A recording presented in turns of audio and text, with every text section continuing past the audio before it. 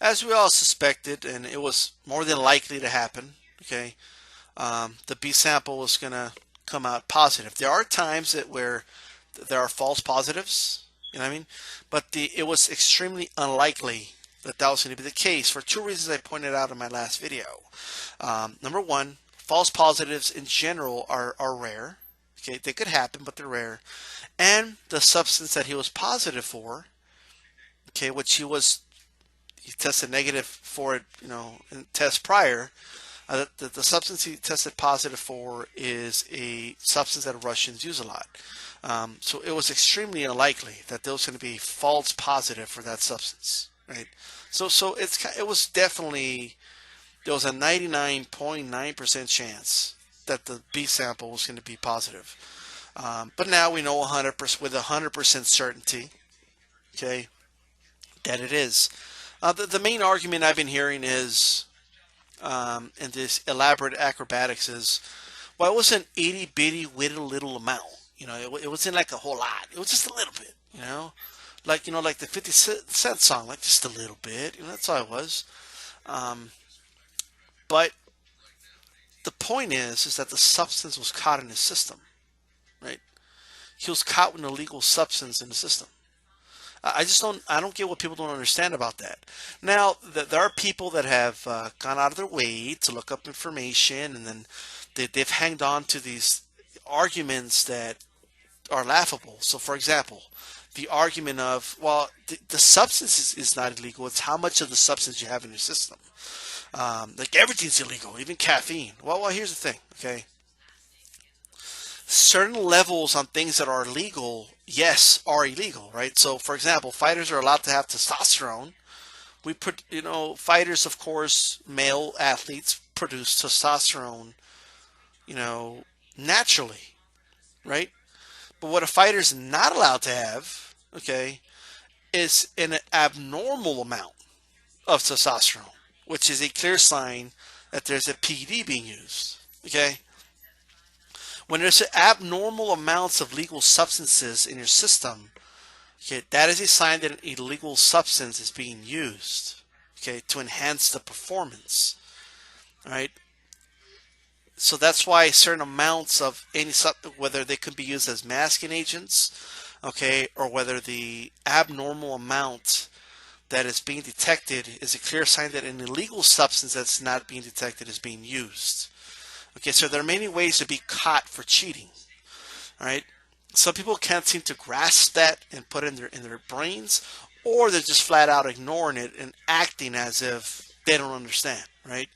So the best way to look at it is this way. Okay, when you try, like, is drinking beer illegal? Yes. Can you drink a little bit, a itty bitty little bit, right, and drive? Sure. But there is a certain amount of alcohol levels that you cannot have to operate a vehicle, right? So at that point, it's the level that is illegal, right? However, if they test you and you come out, let's say you pass that test, like, oh, totally, dude, we just did a blood test on you and your alcohol levels were not that high, but you had cocaine in your system, right? It was an itty bitty little bit, but guess what? That's illegal.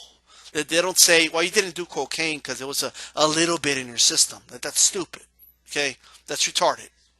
So obviously, okay, Povetkin was caught. Okay, this was an illegal substance, all right, on the VADA list. He signed a contract to fight for a WBC title fight. The WBC decided that VADA will be doing testing for their title fights. Povetkin agreed to that. He signed a contract to that, and he broke the rule. He broke the contract. All right, that's it. It's really not that complicated, and I honestly can't believe this has to be explained to some people, man. I just can't believe it has to be explained. Let's say I'm a detective, right? And there's a victim that was stabbed several times, killed, you know, and trying to figure out, I have several suspects, right? And one of the suspects in his vehicle, I find it's only 70 nanograms of her blood, you know, on one of his shirts. Right? It's only 70 nanograms, right? As a detective, do I say to myself, it's only 70 nanograms, fuck it? Or do I say, like, okay, maybe I have something here. This could help me lead to something. you know? Hypothetically speaking, if your girlfriend had only 70 nanograms, right, that's the only trace of it in her vagina, right, of your neighbor's sperm, right, would you say to yourself, no, it's only 70 nanograms, it doesn't mean anything, right? Or would you clearly suspect the obvious, that she cheated on you with them? I mean, hey, it's only 70 nanograms, that's it. It's only 7. It's 70 nanograms. Like, what does it mean? Does it mean anything? You know? I mean, you're not going to ask questions like, well, why is it in there anyway? Right? You're still going to ask that question, why is it there? I get it. It's a small amount. It's a small trace, but why is it there? You know? Why is it there? You guys, like, it's obvious. He cheated. Right?